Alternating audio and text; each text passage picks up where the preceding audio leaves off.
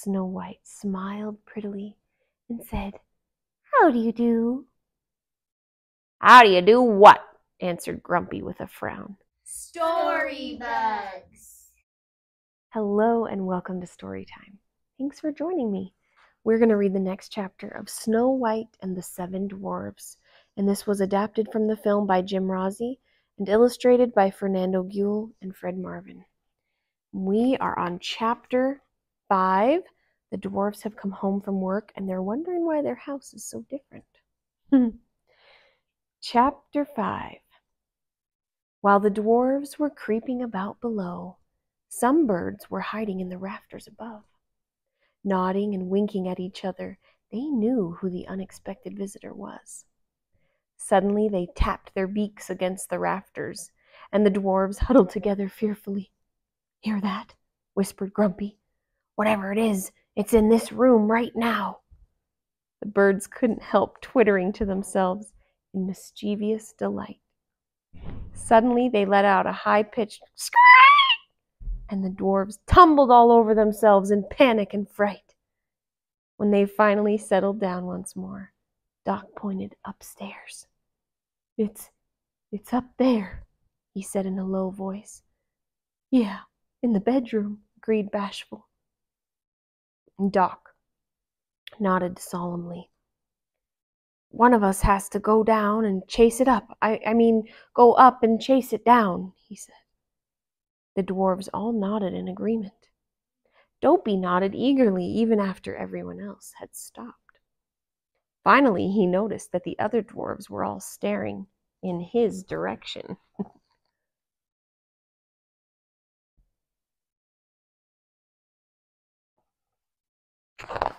He turned to look behind him, but there was no one there.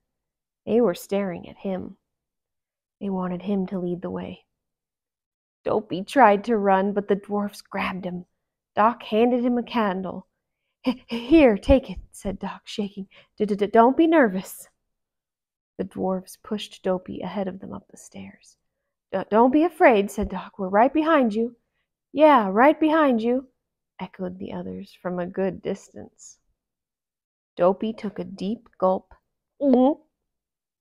climbed the darkened stairs to the bedroom, and slowly opened the door. A long, low moan emanated from the darkness, and in the flickering light of the candle, Dopey saw something moving underneath the sheets across 3 of the beds. Suddenly, the candle went out, and with a yelp, Dopey burst out of the bedroom and started to pound down the dark stairs. "It's the creature," the other dwarfs cried, as they proceeded to fall all over each other trying to get out of the way. They yelled and screamed and ran out of the cottage, slamming the door behind them. Once outside the house, they hid behind the pine trees and waited. Meanwhile, Dopey thought the creature was right behind him, and in his frantic haste to escape, he crashed into the cupboard, causing pots and pans to come tumbling out. One large soup pot fell over his head, and as he blindly stumbled about, he jammed one foot into another, smaller pot.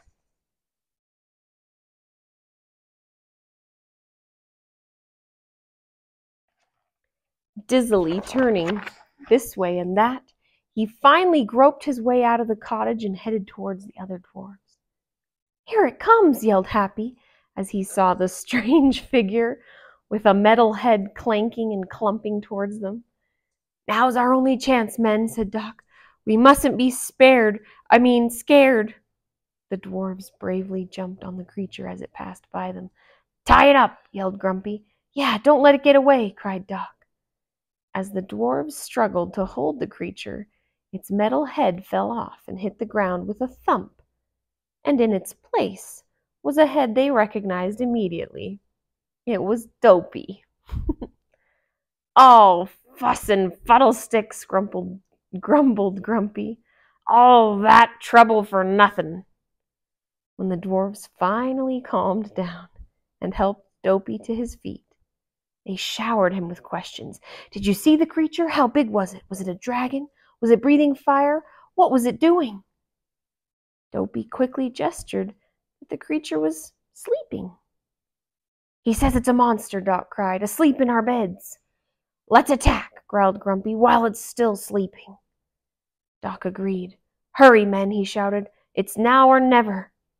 So the dwarves marched bravely back into the house, this time determined to face whatever danger there was.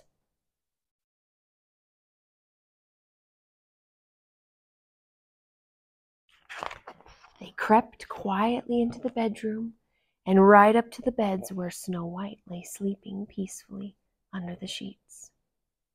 They surrounded the beds, holding up picks and clubs as weapons. Doc slowly and shakily pulled back the covers. The dwarves were just about to strike when they saw Snow White. As one, they lowered their weapons and stood motionless. Doc was the first to recover.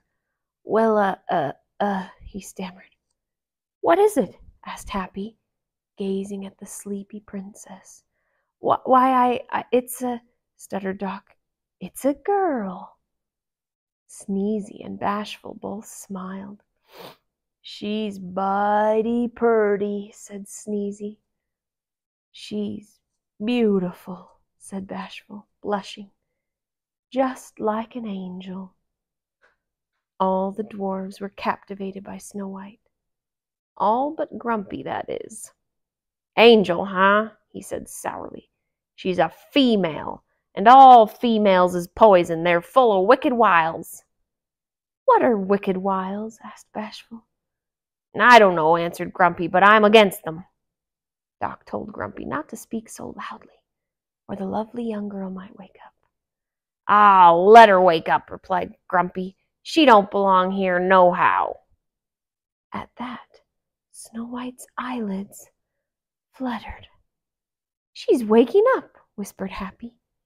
The dwarves quickly hid at the foot of the beds.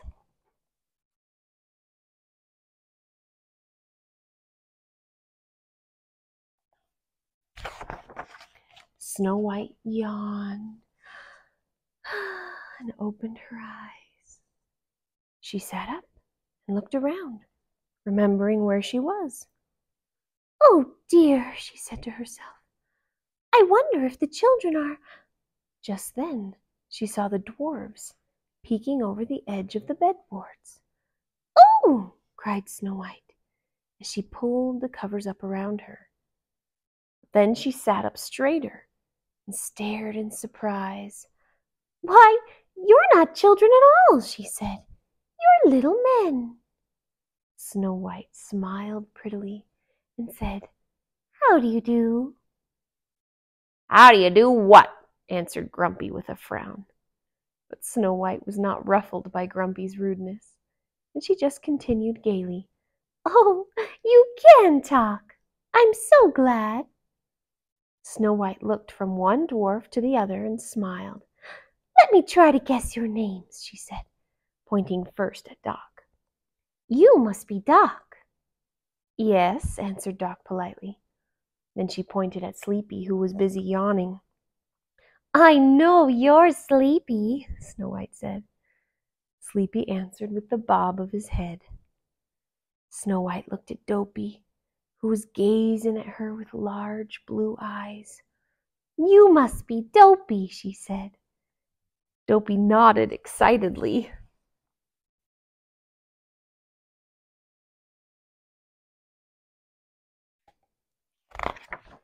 She cocked her head and looked at Happy, who was smiling from ear to ear. "And you've got to be Happy," Snow White said. Happy chuckled in glee. Why, that's right," he cried. "How did you guess?" Then she leaned forward to look at Bashful, who was trying to hide behind the others. "You're Bashful," she said. Yep, Bashful answered, his face turning a bright pink. Just then Sneezy piped up. "Can you guess who I am?" Snow White giggled. "I would say you were Sneezy," she answered. Sneezy held a finger under his nose and said in a muffled voice, That's that's right. Achoo! When Snow White finally came to Grumpy, she looked at his folded arms and stern expression and mimicked the same pose. "And you must be Grumpy," she said in a deep voice. But Grumpy just turned to Doc and said, "We know who we are. Ask her who she is and what she's doing in our house." And so the dwarves asked. Snow White told them who she was and all about her terrible flight through the forest. When the dwarves learned that she was the Princess Snow White, they were honored to have her as a guest in their tiny forest home. All except Grumpy. He insisted that she should be made to leave. Snow White looked at the dwarves entreatingly.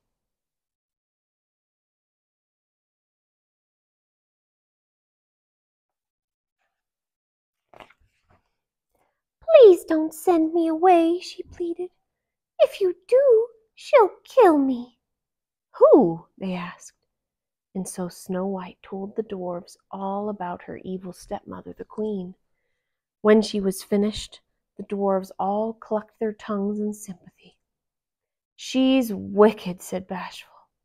"She's bad," said Happy.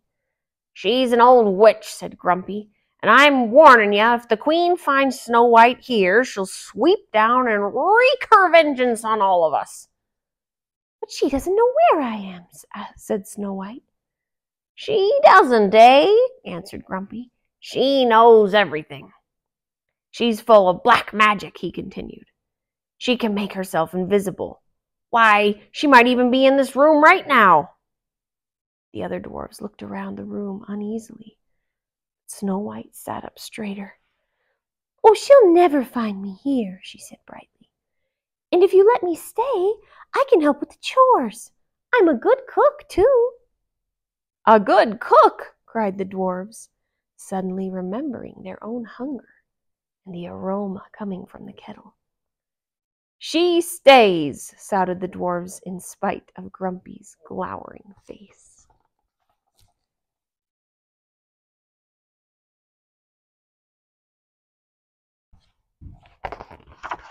Oh, that's it for chapter 5. I hope you guys will come back for the next chapter of Snow White. These little guys are so fun. I'll see you next time. If you guys enjoyed reading that story, would you please click subscribe down below? We read new stories just like this one every day, and we would love to let you know when there's a new story to listen to.